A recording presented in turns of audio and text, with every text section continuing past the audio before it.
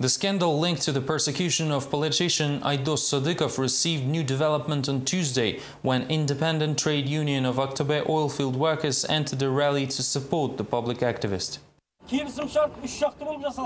On Tuesday, almost 300 people joined a rally in support of the public activist Aydos Sadikov in the village Ranajol of the Aktobe region. In 2 hours, workers collected several hundred signatures under the petition in Sadikov's defense. The activist has helped them once before with the organization of a labor union. The petition will be sent to foreign and domestic public and political associations. We have set up a special office led by former party members, and I chair this initiative group. We will defend Aydos Sadikov and collect signatures in his support because he has done many good things for simple people of our city. The former Aktobe branch leader of the Social Democratic Party Azad is accused of hooliganism, allegedly beating a passerby. According to the results of medical examination appointed by law enforcement agencies, the Sadikov's victim has many scratches, abrasions and bruises on his face. The medical examination revealed that the victim has light injuries. However, on the day of Sadikov's arrest, the victim refused medical assistance as was not brought to a hospital for the examination. The bruises appeared in the medical report only later. Sadikov believes investigators fabricated the evidence, as on the video it is clearly seen that the victim is not injured. When I see these doctors who are afraid of policemen and have to obey their orders, writing whatever is dictated to them, I realize the country is in deep depression and it really needs democratic reforms. The political and judicial systems need to be reformed. While Sadikov's case is investigated in Aktobe, protesters in Ranajol intend to collect more than 2,000 signatures in defense of the public activist. The leader of oilfield workers trade union Narazali Karlybay Tolubayev says the support of Sadikov will not be limited only with one action. A guard of the Shakhtinsk town administration assaulted the reporter of the newspaper Respublika Larisa Chen. The journalist was working on the story about the pressure authorities exert on the organization's miner's family. Instead of official comments, though, the reporter was beaten. He grabbed me here and tried to take away my mobile phone. After fighting with a municipality guard, reporter Larisa Chen lost her consciousness. The correspondent of the newspaper Respublika arrived to Shakhtinsk, a town near Karaganda, to prepare a story about the organization Miner's Family. A guard of the local administration rudely told her that there will be no comments. When Chen attempted to film the impolite guard, he assaulted her. He assaulted me while I hid the phone behind my back, but he caught me and started twisting my arms. I still have bruises because he threw me against the wall. Tahir Muhamedzanov, who drove the woman to the administration, tried to protect her from the angry guard. Officials came to see what the noise was all about, but then decided not to interfere. I took out my phone and pretended that I'm filming the guards, and only then he released her. The guard in question is Maulian Arenov. He was changed at the post soon after the incident. The acting platoon commander of the Karagandas region Special Security, Yeri Gaskiyev, insists it was the reporter who attacked the guard. We received a report that you scratched him. I scratched him?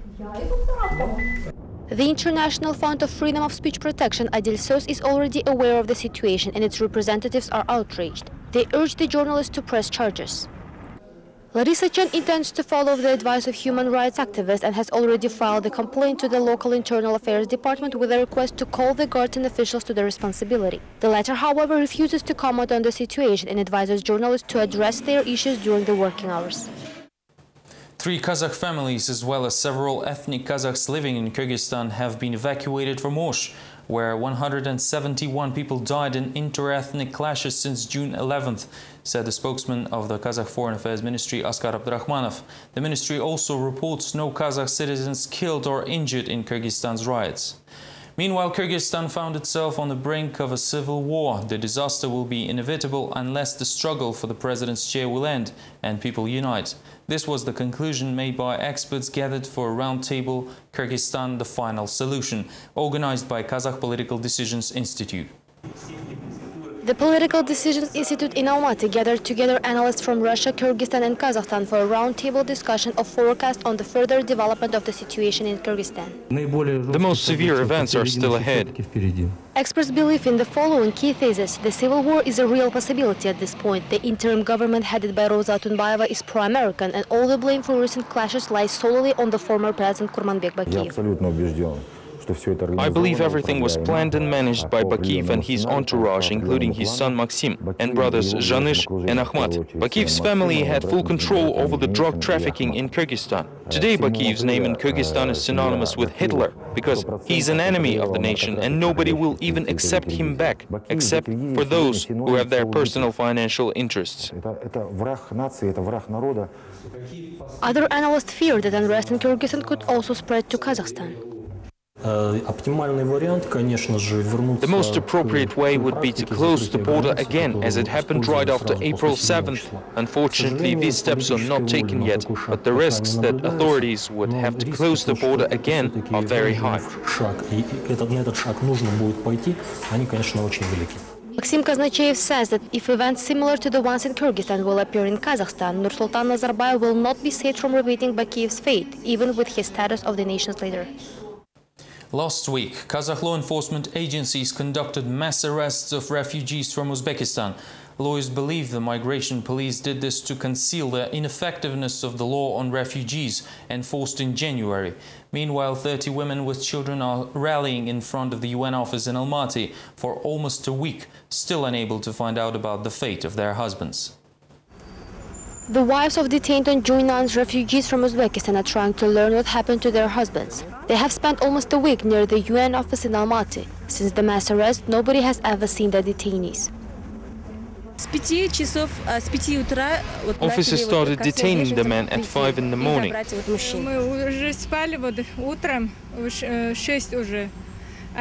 We were sleeping when they came without knocking and even pulled off blankets from kids to check who they were. И даже одеялы смотрели у детей, открывали, кто они. On Tuesday, we came to the OSCE office with hope to find some help because Kazakhstan calls itself a democratic country. All arrested men had certificate issued by the UN High Commissioner for Refugees. However, starting January 1st, only state agencies can assign refugee status. The Internal Affairs Department of Almaty, meanwhile, assures that the people were detained during a special operation called Migrant. Thus, there was no ethnic motives. 107 people were deported back to their countries. 87 of them are citizens of Uzbekistan. Areas most densely populated by foreign citizens were checked, and the detained people could not provide any documents which could confirm their refugee status. As far as I know, none of them still remain in the detention ward. Lawyer Denis Zhivago has different information, saying that 24 people are still in the ward with ready extradition requests. The lawyer believes the authorities have created a legal precedent when local laws are seen as superior to international conventions.